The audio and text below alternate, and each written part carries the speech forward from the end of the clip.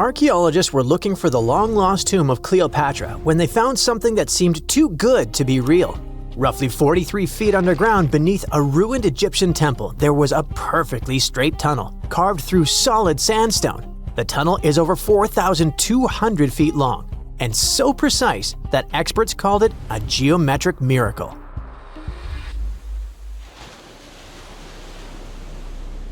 The tunnel sits beneath an ancient city west of Alexandria, near Egypt's Mediterranean coast. The team that found it carefully peeled back layers of stone and debris until they hit this passage, about 6.5 feet tall, cut cleanly into bedrock. There were no collapse marks or wandering curves, just precision. If you've ever tried to drill a straight hole into a wall at home and failed within seconds, imagine doing this underground for nearly a mile. Ancient builders had no GPS, no lasers, no modern surveying tools. Yet, this tunnel stays remarkably level over its entire length. That means they understood gradients, angles, and distance in a way that goes far beyond stack stones and hope. Engineers today rely on machines to maintain that kind of accuracy underground. These people relied on knowledge, repetition, and patience. Parts of the tunnel now sit underwater or collapsed, probably after several earthquakes that struck the region centuries ago. Some experts think the tunnel may have once connected the temple to water sources or ritual areas closer to the sea. Archaeologists noticed that the Egyptian tunnel is an exact replica of the Eupalinos tunnel in Greece. It's believed to be one of the most important engineering achievements of antiquity, which only makes the Egyptian tunnel more special. Underground passages in ancient Greece linked temples to sacred springs. Back in ancient times, people moved through space in specific ways, underground and above, to reenact myths and journeys of gods. A tunnel like this could represent a path to the underworld, rebirth, or divine transition. Nobody would invest this much effort in construction just for decoration.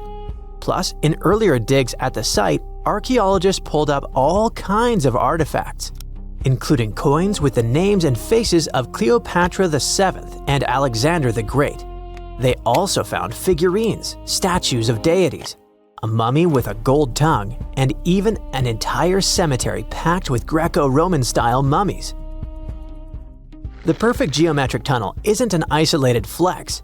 Not far away, underwater archaeologists off the coast of Alexandria uncovered something that sounds like it belongs in a royal travel documentary. A 2,000-year-old pleasure boat that once glided along the Nile. And this wasn't just another fishing vessel or cargo barge. It likely stretched over 115 feet long and 23 feet wide, and had a decorated cabin, plus around 20 rowers, which turned the river into a moving palace.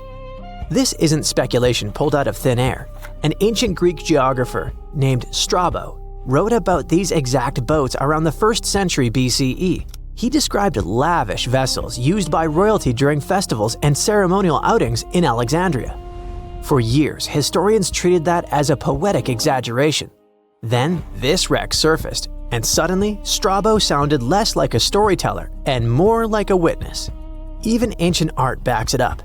The Palestrina mosaic from Italy shows richly decorated boats floating down the Nile. They match both the texts and the physical evidence almost perfectly. Inside the wreck, archaeologists found something small but incredibly human. Graffiti scratched into the wood in Greek. Just writing left behind by someone who stood on that deck 2,000 years ago.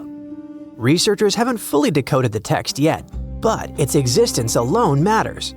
It tells us this wasn't just a floating symbol of power. People lived on it.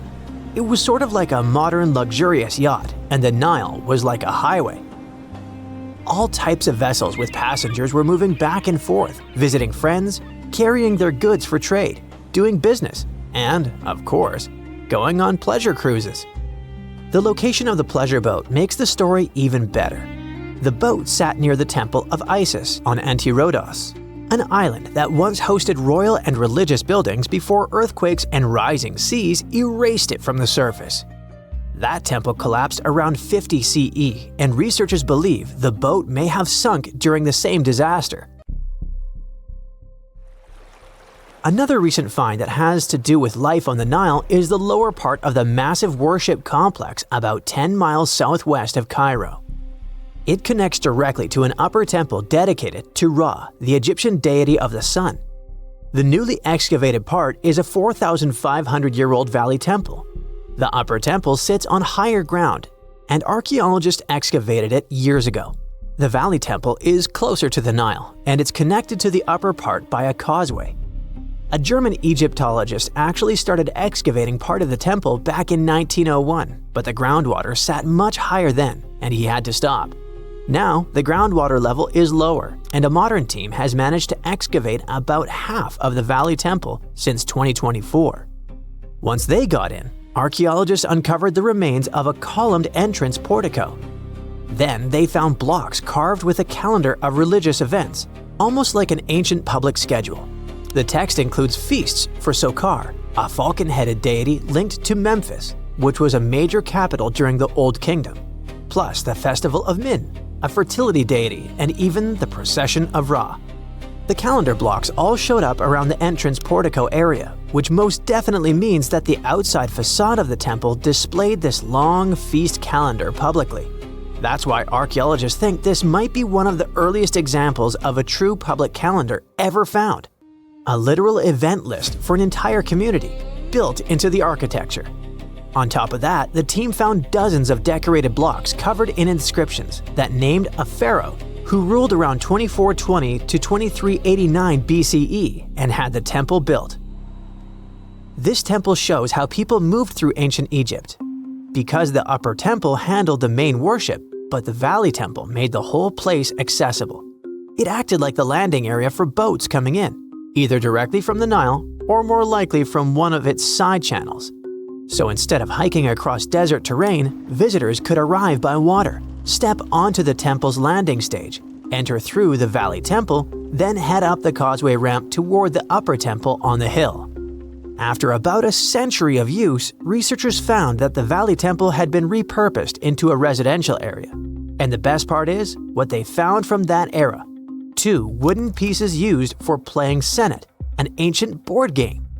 Senet shows up at other Egyptian sites too, including King Tutankhamun's tomb, but nobody fully agrees on the rules today. Some discoveries in Egypt create new mysteries instead of solving the old ones. Earlier in 2025, archaeologists announced the discovery of the first pharaoh's burial found in or near the Valley of Kings since King Tut's tomb in 1922. The newly found tomb of Thutmose II flooded almost immediately after burial. Ancient officials rushed in, removed the mummy and most of the grave goods, and hid them somewhere else. The weirdest part is that an alabaster ointment jar inside the tomb links the burial directly to Hatshepsut, Thutmose II's wife and half-sister. The inscription basically says she made this monument for him, which proves she arranged his burial. But it still doesn't explain why she placed him here and later chose the Valley of the Kings for herself.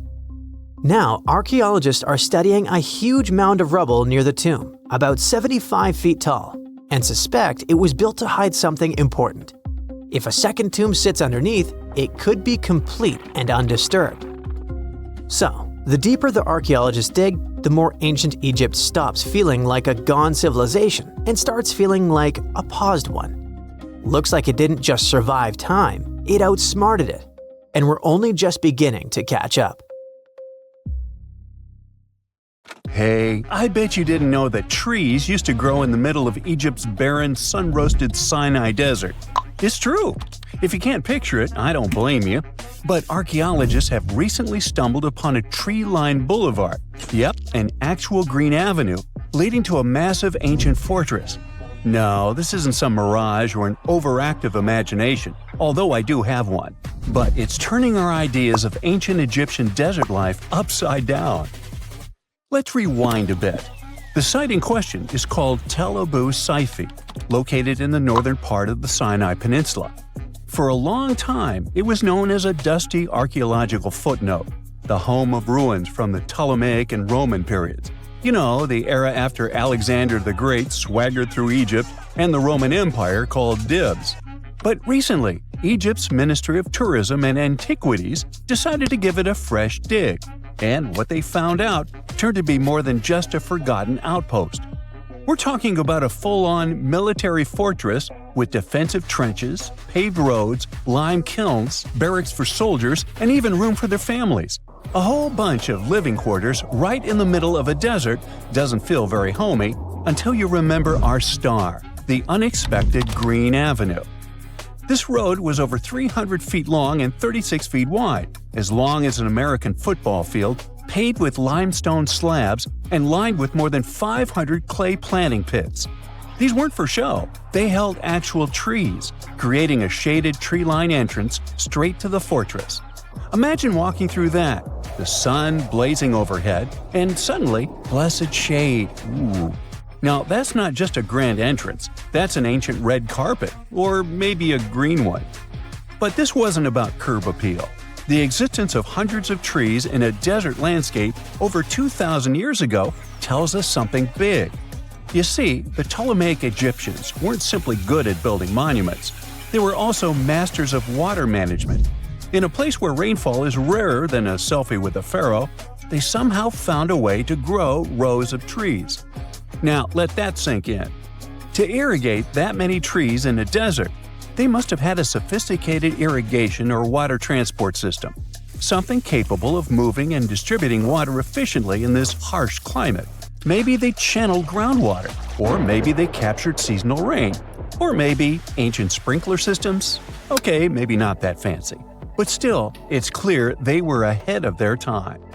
Here's the thing, we already know the Egyptians mastered water control. They harnessed the Nile with ditches and canals to feed distant fields. So irrigation wasn't exactly a mystery to them. They had the skills and the knowledge.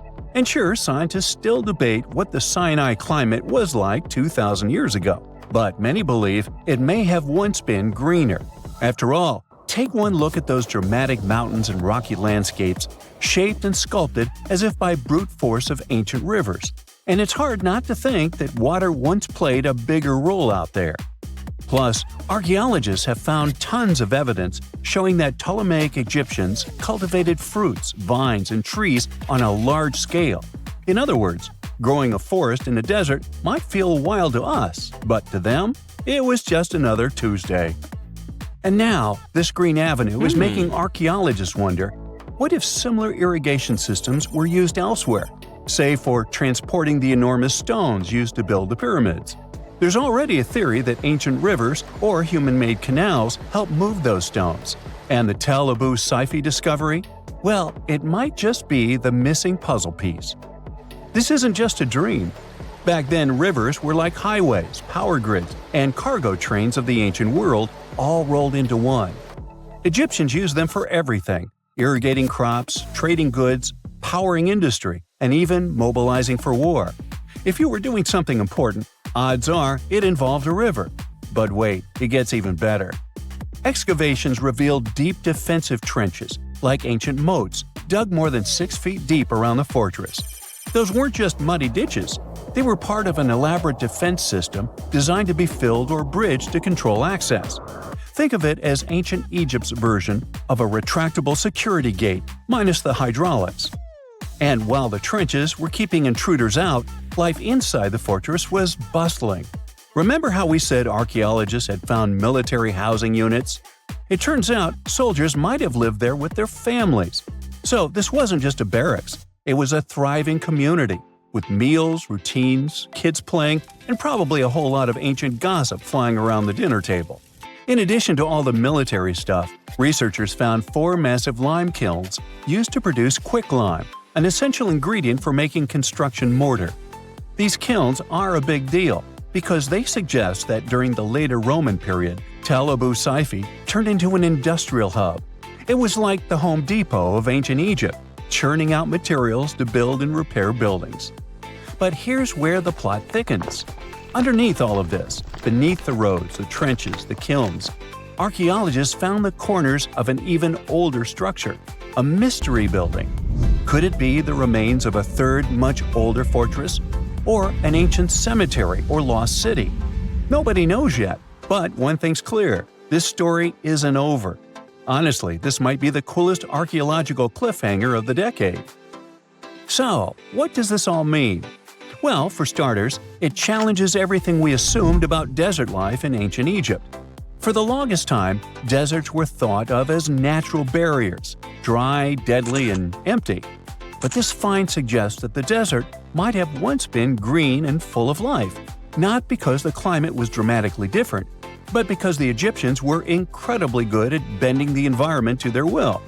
They didn't just survive in the desert, they transformed it.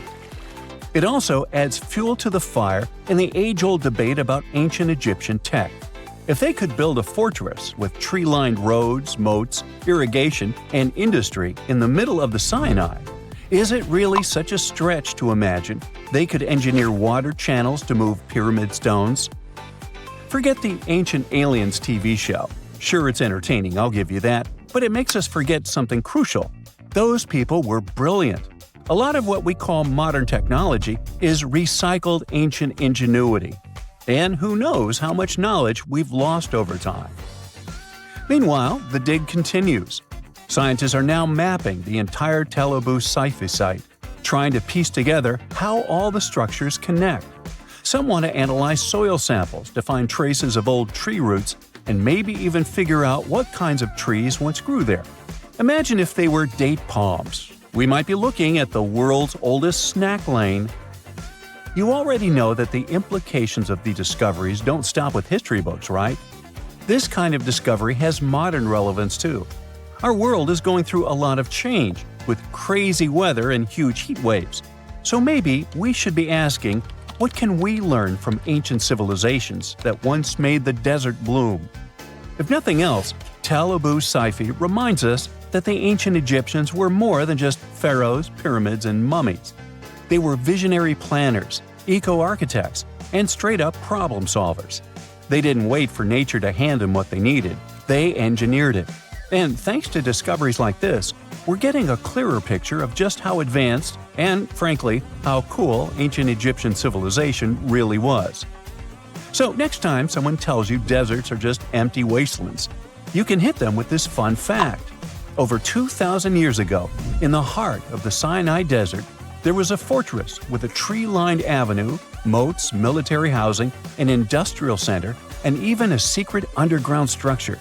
Take that, sand dunes! Who knows what else is still buried out there, waiting to rewrite history? Deep inside the heart of the Amazon rainforest lies a cave so massive, it defies logic.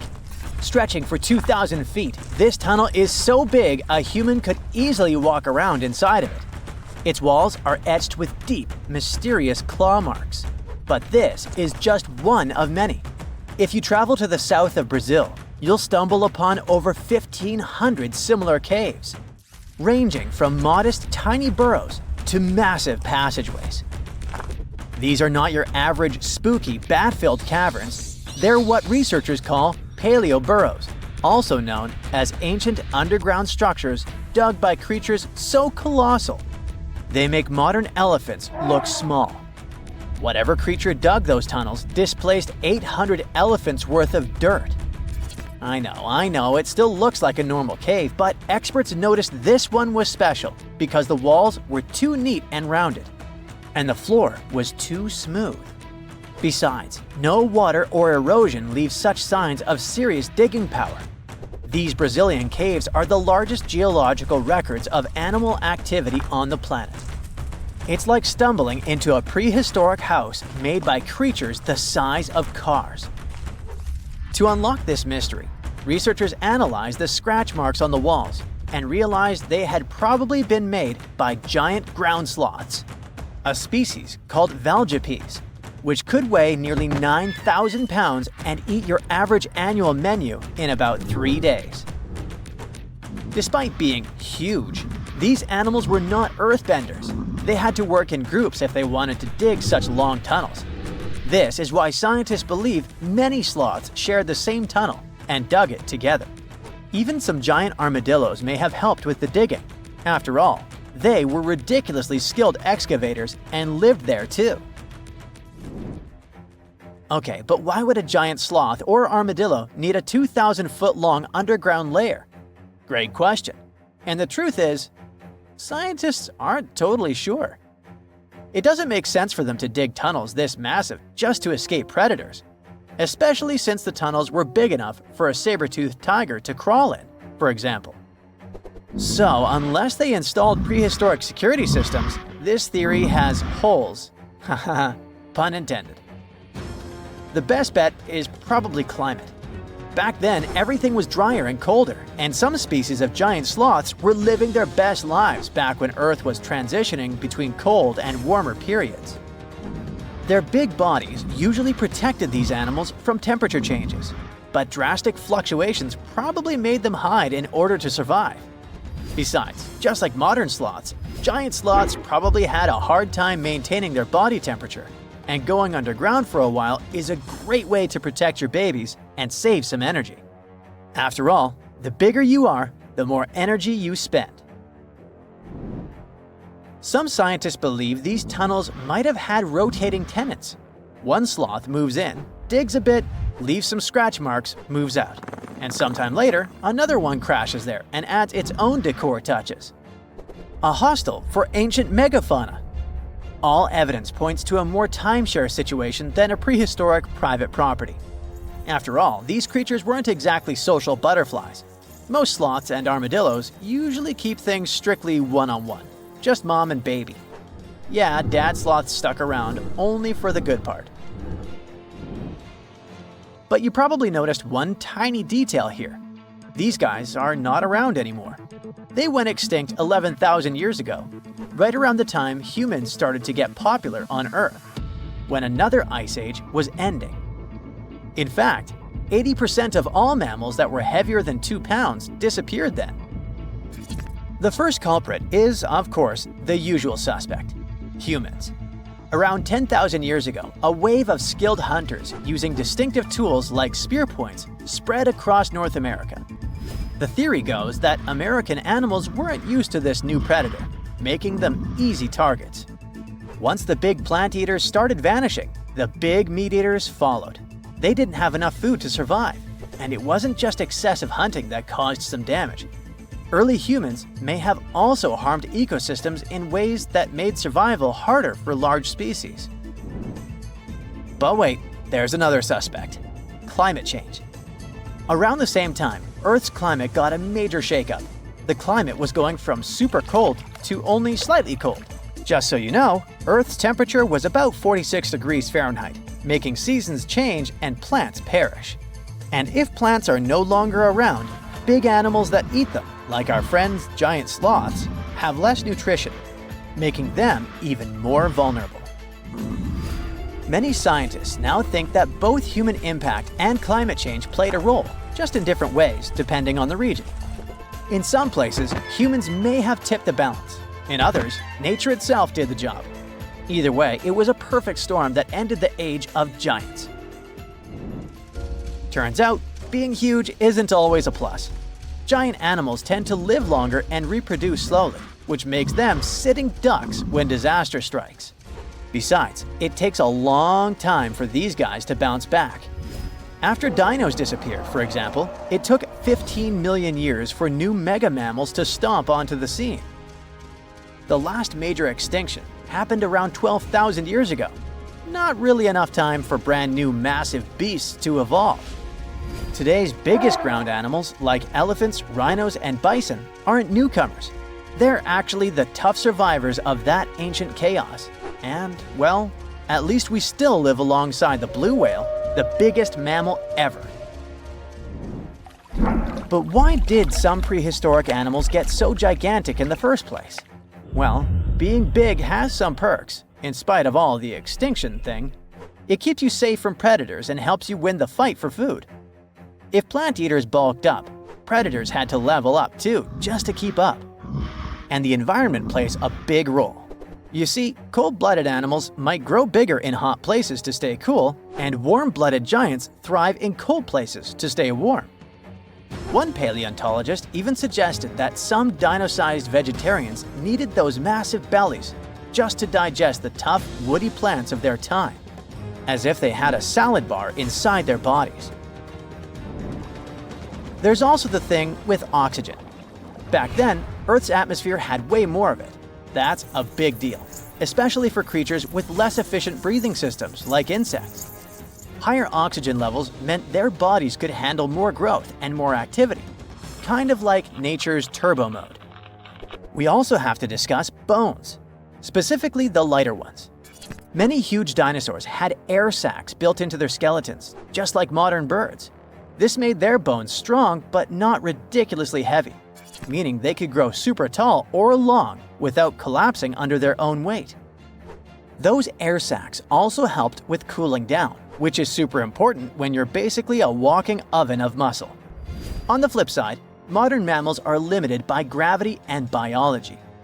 Bigger bodies need stronger hearts, lungs, and blood pressure just to keep functioning, and land doesn't offer much support.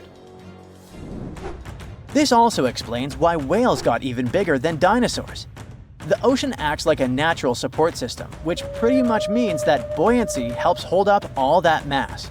So blue whales can hit a jaw-dropping 330,000 pounds without turning into pancakes. On land, that kind of size would be a serious health hazard.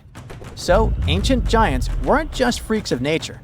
They were the result of the right mix of air, food, physics, and environment working together in just the right way. The whole extinction event surely is a bummer for giant sloths that worked as gigantic engineers of nature, but it surely prevented us from sharing the planet with insects the size of crows, like some types of griffinflies or millipedes reaching almost 6 feet in length. Yikes! Now, if you'll excuse me, I'm going to appreciate modern sloths, slow, small, and thankfully incapable of terraforming the landscape and giving me insect-related panic attacks. Now this bad boy was the size of a husky and could maybe pass for one, except it didn't have any fur and was a top predator with extra long blade-like canine teeth. Ooh, charming. Meet the earliest known saber-tooth animal to have ever lived. It roamed the earth well before the dinosaurs. Scientists made the description of this creature based on its fossils found on the Spanish island of Majorca in the Mediterranean Sea. About 200 million years ago, none of us were around then, the very first true mammals appeared, and they lived right alongside the dinosaurs. But if we trace the family tree of mammals even further back, we'll find an ancient group called theropsids. They didn't look like mammals we have today, but they had some key features that would eventually help define mammals. For example, theropsids had special openings on the sides of their skulls for jaw muscles, and parts of their jaw bones would later evolve into the tiny middle ear bones that all mammals, including you, have today. So, the new discovery is what might be the oldest known theropsid fossil. The fossil, which doesn't have an official species name yet, belongs to a group called Gorgonopsians.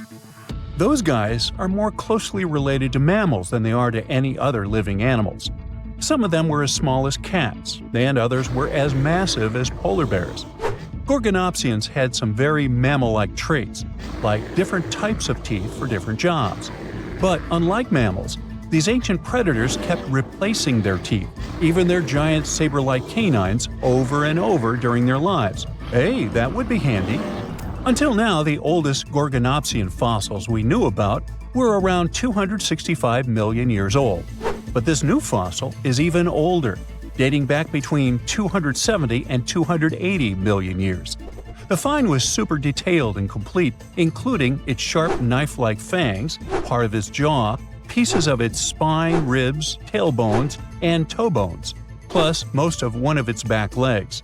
Even though the creature's skull wasn't complete, the scientists think it was about 7 inches long, and the animal itself would have been around the size of a medium-large dog, weighing between 66 and 88 pounds. But other than that, it didn't really look much like a dog. Even though it had some lizard-like features, calling it a lizard dog is totally wrong. Mammals and reptiles do share a super ancient ancestor from about 320 million years ago, but their evolutionary paths split a long time ago. When the newly found creature was alive, the island of Majorca was right in the middle of the gigantic supercontinent Pangaea. Back then, this area went through super wet and super dry seasons. Scientists have always wondered if major moments in mammal history happened in tropical places like this, but we just didn't have the right fossils to prove it. Now, with the discovery of the oldest known Gorgonopsian in Majorca, the missing pieces of the puzzle are coming together. It looks like some huge steps in mammal evolution could have happened in low-latitude environments we haven't explored much yet. The so-called gap in the fossil record might just be because paleontologists weren't looking in the right spots. Our hero of the day wasn't the only cool guy rocking the planet before dinos settled in. Over 500 million years ago, the weirdest predators to have ever existed ruled the oceans. The name is a bit tricky to pronounce, so I'm not going to. Okay, it's Anomalocaris, but it just literally means unusual shrimp. This creature looked nothing like anything alive today. Scientists think it was the first true apex predator, the orca of its time. Anomalocaris was massive for its era, as it grew up to 3 feet from its sharp grabbing arms to the tips of its tail fins. For a while, everyone thought trilobites were its go-to meal, but new research shows it wasn't strong enough to crack open trilobite armor. So instead, it was a speedy, agile hunter with awesome vision, and it often picked off soft-body animals that zipped through the open water. Now, another really cool creature from pre-dino times is a fish that could walk on land. Tiktaalik lived in marshy rivers that looked a lot like today's Amazon rainforest. It could grow up to 9 feet long, and it found its prey in rivers and inlets like a modern-day freshwater crocodile. It had a flexible neck and even some early versions of lungs, and thanks to them, it could survive both in water and out of it. Why fish like Tiktaalik started moving toward land about 395 million years ago is still a bit of a mystery. Around that time, the ancient supercontinent called Gondwana was drifting closer to the land that would become North America. This slow movement created lots of shallow, swampy habitats, which were perfect places for crocodile-like animals to thrive. Plus, these areas were near the equator, so they were warm and tropical. But there wasn't a lot of food waiting for them on land, so maybe they moved there for safety reasons. There were fewer predators and better spots to lay eggs there compared to the water. Creatures first adapted to living in open water, then shallow water, then marshes and river edges, and only after a long, slow transition did they finally step fully onto land. Now, how about a millipede the size of a small car and weighing as much as a large dog? This beauty lived over 300 million years ago in what is now England.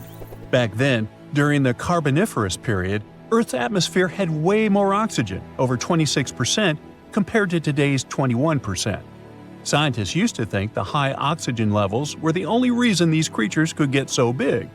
But back then, they found a new fossil from a time when oxygen wasn't that much higher than today. They discovered it purely by accident, when a boulder split just right and revealed one of the most complete and largest giant millipede specimens ever. This one could have lived not just in swampy areas, but also in open woodlands filled with tasty seeds, nuts, and maybe even small animals. There's a chance that this beast wasn't a slow, plant-munching crawler, but a predator that would snap up whatever it could find. After dominating the Earth for about 45 million years, the giant millipedes eventually vanished. Probably the reptiles pushed them out, clearing the way for the age of the dinosaurs. Now, in case you ever wondered what would happen if you crossed a polar bear with the saber-tooth cat, here's the answer. This guy ruled the southern ecosystems after migrating 7,000 miles across the supercontinent Pangaea around 252 million years ago. It had a tough skin like a rhino's and massive canines, perfect for tearing away huge chunks of meat, and it was an excellent runner. Once it got to its new home in what is now South Africa, it replaced a whole group of local predators. But its glory didn't last long, as closer to the end of the Permian period, massive volcanic eruptions made the weather patterns change and wiped out about 90% of all species. And because top predators are usually big, slow to grow, and not super common, they often vanish among the first when massive extinction events hit, And that's how our guy here went extinct. Our final creature of the day was a dragonfly that lived around 300 million years ago and had a wingspan of over 2 feet, 6 long, spiny legs, and huge, bulging eyes. Meganjura. This 4-winged giant is most likely the largest flying insect that ever lived, and it easily outsizes today's dragonflies, which are its distant relatives. Like modern dragonflies, Meganjura like to hang out in open areas near ponds and slow-moving streams. But unlike today's dragonflies, it wasn't just catching tiny bugs. This guy was likely the top predator in these open spaces. It used the spines on its legs like a flying trap to snatch prey out of the air, including other flying insects, small amphibians, and even lizard-like creatures. Scientists found the first fossils of Meganjura in 1880 in the coal-rich rocks in France. The fossils were incredibly well preserved and showed off the detailed vein patterns in their wings. Scientists think Meganjura grew so huge because it didn't have much competition from vertebrates, and the air back then, during the Carboniferous period, had a lot more oxygen than it does today. Now, how about some surreal hidden places to check out? Grab a flashlight and your backpack, and bon voyage! The trip starts in the mountainous country of Switzerland. You travel to the town of Waltensburg in the eastern part of the country. It's raining and it's very cold, but you still make your way to the bottom part of a mountain, where your first adventure awaits. After climbing up high in the mountains, you see a strangely shaped castle. To get there, you must walk up an extremely narrow pathway. Don't look down, you think to yourself. You tighten the straps of your backpack and manage to walk along the pass. Standing at the door of the castle, you really can't believe what you see. A 13th century fortress built entirely of stone. Today, all that is left of Krafenstein Castle is mainly its ruins, but their condition is good enough to get an idea of what the place looked like back in its glory days. You take your time to explore the castle inside, but honestly, this place gives you the chills and you're ready to move on. The next place on the list is Turkey.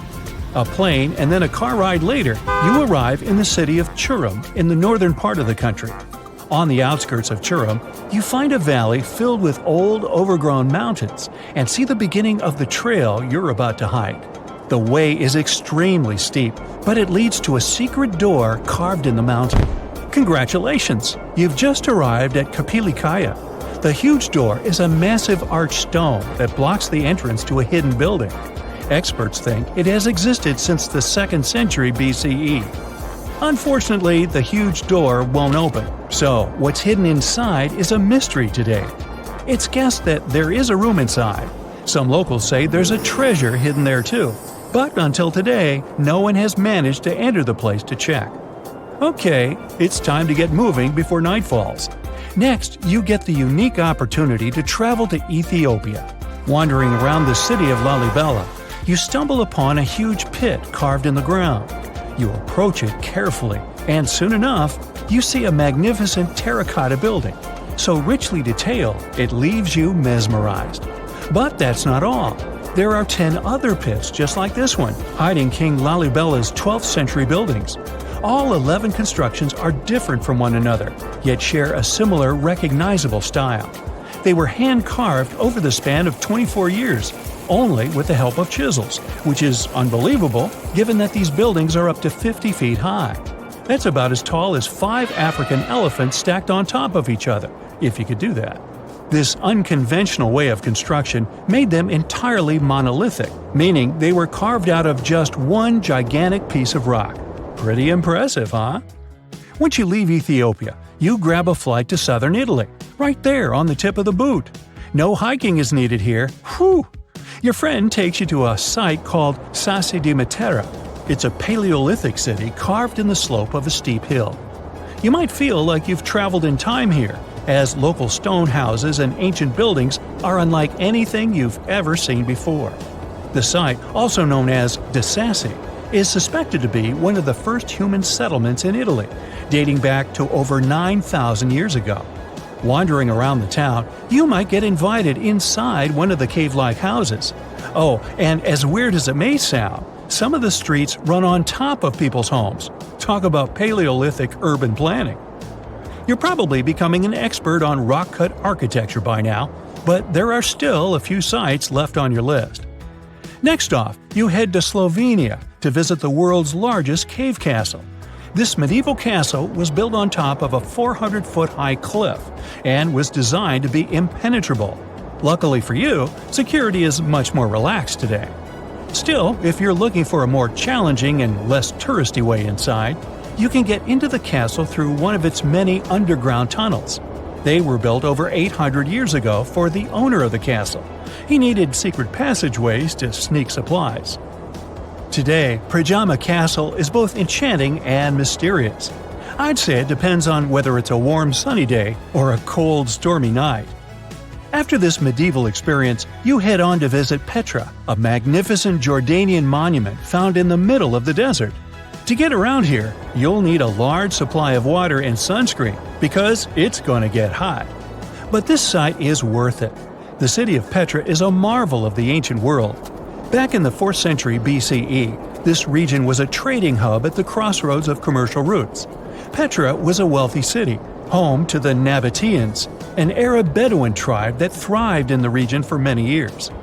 The rock-carved gate-like structure Petra is famous for is called the Pharaoh's Treasure. It stands at the main entrance to the site and is said to have a treasure hidden inside. You might feel tempted to check it out for yourself, but that's an adventure for another trip. For now, you hop on another plane ride, this time to the Americas. First, you visit the USA, more specifically, the mountainous state of Colorado. You make your way to Mesa Verde National Park. There, in between the greenery and abundant vegetation, you'll find over 600 dwellings built in the cave beneath the cliff, carved deep into the mountainside. This ancient village is now considered a heritage site. The local Puebloan tribe built it back in the 1190s. One of its main buildings is called the Cliff Palace. It's a multi-story construction built from sandstone and mud mortar. The palace alone housed over 150 rooms. If you're feeling sporty, you might want to visit the Balcony House. To get there, you'll have to climb a 32-foot ladder. You'll get to see a mid-sized village of 38 rooms, including 2 kivas. Those are traditional chambers that were built by the Puebloans for ceremonial purposes. Still in the U.S., you make your way to the hills of South Dakota. You're there to visit one of the world's most impressive human-made sculptures on Mount Rushmore. What's so mysterious about this place, you might ask? Well, during Mount Rushmore's construction, a 70-foot-long secret tunnel was built behind the head of Abraham Lincoln. The tunnel was supposed to hold all the documents and artifacts important to the United States history. After the designers thought it through, they decided it was better to hide them in a safe box in the floor of the tunnel. The box holds the history of how Mount Rushmore came to be carved, as well as a brief history of the U.S. and the 4 presidents depicted on the mountain. Amazing, right? Now, you're headed down to Machu Picchu, a South American site hidden between the Peruvian mountains. Machu Picchu itself is already a mystery. Researchers still don't know why or even how the ancient Incan civilization managed to engineer the stone-built citadel all the way back in 1450 CE. To get there, you must endure a 3-day hike, reaching the impressive altitude of 8,000 feet above sea level. Or you can get a train, but that's no fun, right? You're here to check on a relatively new discovery. Back in 2010, French engineer David Crespi was taking measurements of the Inca ruins when he noticed a door he had never seen before. It was sealed off by stones. He went back to the site a few months later with an electromagnetic scanner. The scanner, which could detect objects behind walls, showed there were copious quantities of metals behind that sealed door. The researcher contacted the Peruvian authorities requesting to remove the rocks, but they didn't authorize it. As of today, the door is still locked. Whew, this trip was long, wasn't it? Make sure to get some rest, Indiana Jones.